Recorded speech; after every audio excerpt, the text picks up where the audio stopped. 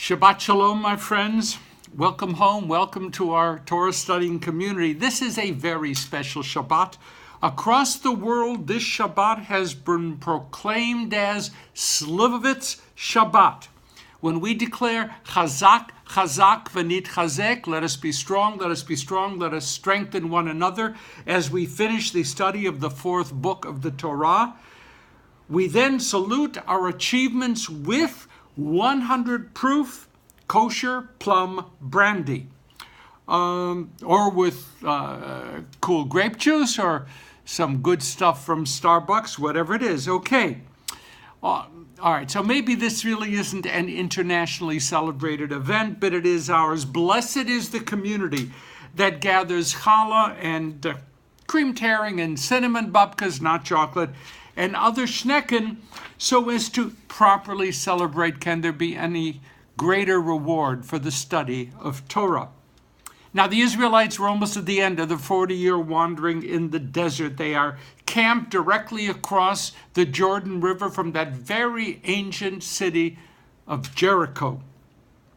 From the Reed Sea to Mount Sinai, from conflicts with Amalek and Moab and Midian, to epic struggles with Balaam and Balak, to recurrent internal strife as typified by Korach and those who supported Korach, to the cruel zealotry of Pinchas, which we discussed last week, the golden calf, manna from heavens, water from the rock, 12 spies with dramatically different reports as to what's going on in that promised land. What a journey, and now it's almost over. The descendants of Jacob's children are now a people waiting to enter the promised land, knowing full well that wars and suffering lie ahead.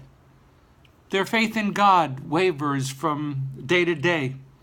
Memories of yesterday's miracles do little to sustain them through today's challenges, but they are gathering Torah as they experience the workings of the God of Israel. Aaron is dead. Miriam is dead. Moses will soon be dead. Joshua is now ready to take over. The priesthood is functioning without Aaron. It is almost time to move on and to move in. We have a double center this week, Matot and Mas'eh. And with a fascinating array of very practical matters being addressed. Are the Israelites well organized in strike forces so that they can enter the land and do battle with the 7 Canaanite nations that already dwell there? Another question, do women have the right to make oaths and vows on their own? And can men take away the power of those oaths and those vows from the women? Another, Nechama Leibovich reminds us of an epic disagreement between Maimonides and Nachmanides. Maimonides Rambam 1135 to 1208, Nachmanides Rambam 1194 to 1270. Okay, so they never really fought directly, probably never met, but they had this enormous intellectual battle. Rambam had created the most widely accepted list of the 613, the Taryag mitzvot, 248 positive, 365 negative. But nowhere does the Rambam include in his list a mitzvah for Jews to settle the promised land as a mitzvah. Ramban then excoriates Rambam for this lack, insisting that settling of the land is a hugely important mitzvah without which many of the other mitzvot could not be observed. Indeed, says Ramban, if one leaves the Holy Land, it is considered by God to be an act of idolatry.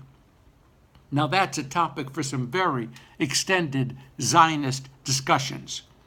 It is said that the late Lubavitcher Rebbe Schneerson never visited Israel because he believed with Ramban that if he then left Israel to go back to Crown Heights in Brooklyn, he, Schneerson, the Rebbe, would be considered by God as an idolater. That's serious stuff because in my particular case, Ramban would definitely view me as an idolater. So thoughtfully, I have chosen to side with Rambam here. And thus I will never be selected as the next Rebbe, which means that my son or daughters can never then succeed me in that role. These are consequential decisions. And there's much more here, much more. 2.5 tribes, Reuven, Gad, and half the tribe of Manasseh, have found some wonderfully fertile land on that other side of the Jordan River. They don't want to cross the river. They don't want to go into the promised land. They want to stay where they are and do the farming, build their homes, and have a great life. But if they don't cross over, then the Israelites will not have an army big enough to do battle against those who already live in the land. And a wonderful decision, very, very thoughtful. Moses said that the 2.5 tribes can very well dwell across Transjordan, across on the other side.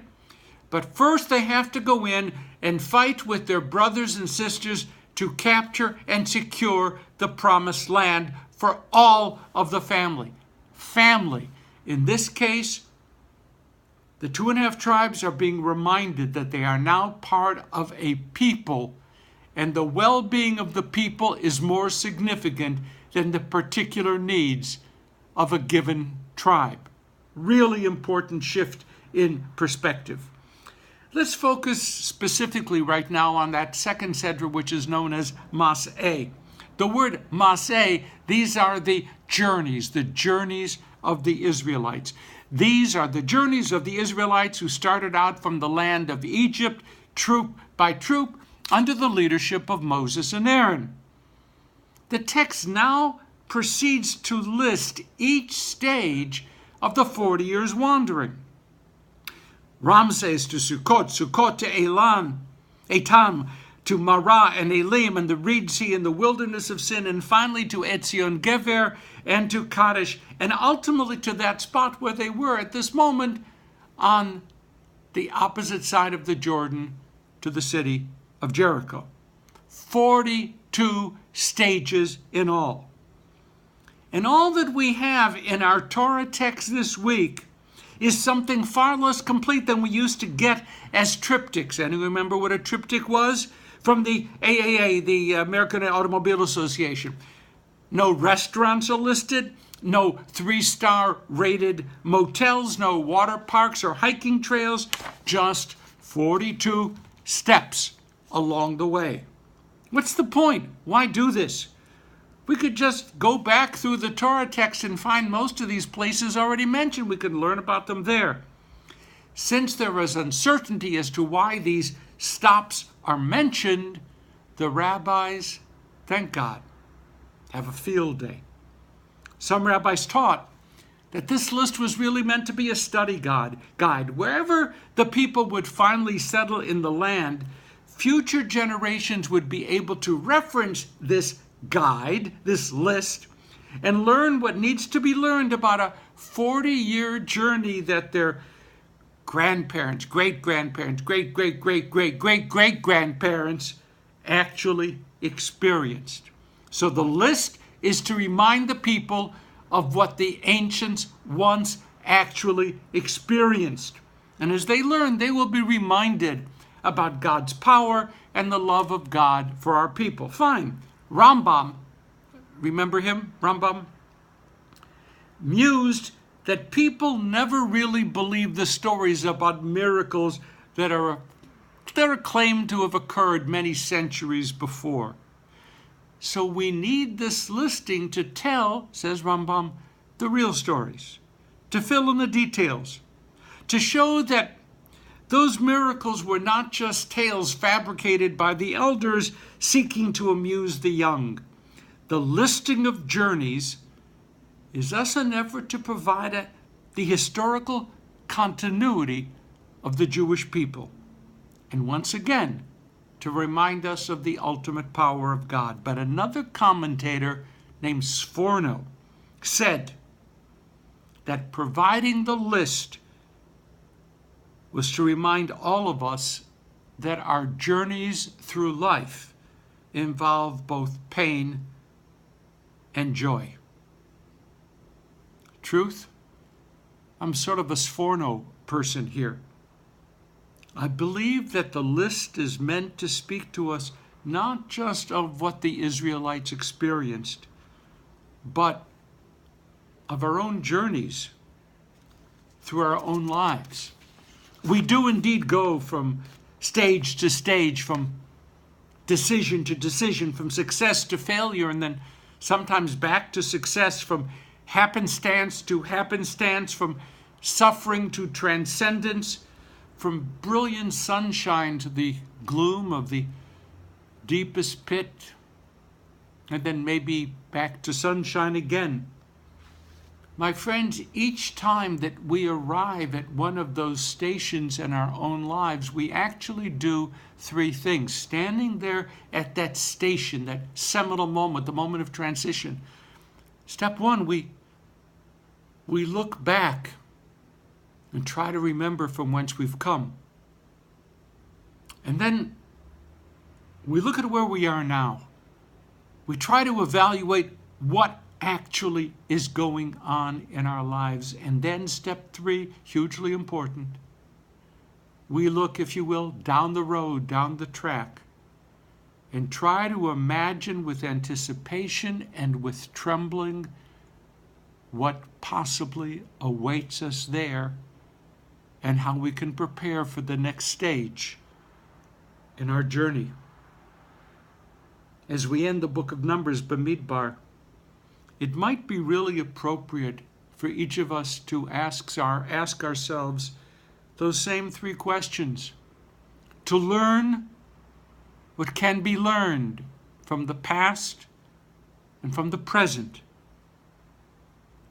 and to prepare ourselves whatever might be coming next in our lives. My friends, we will be leaving the desert soon.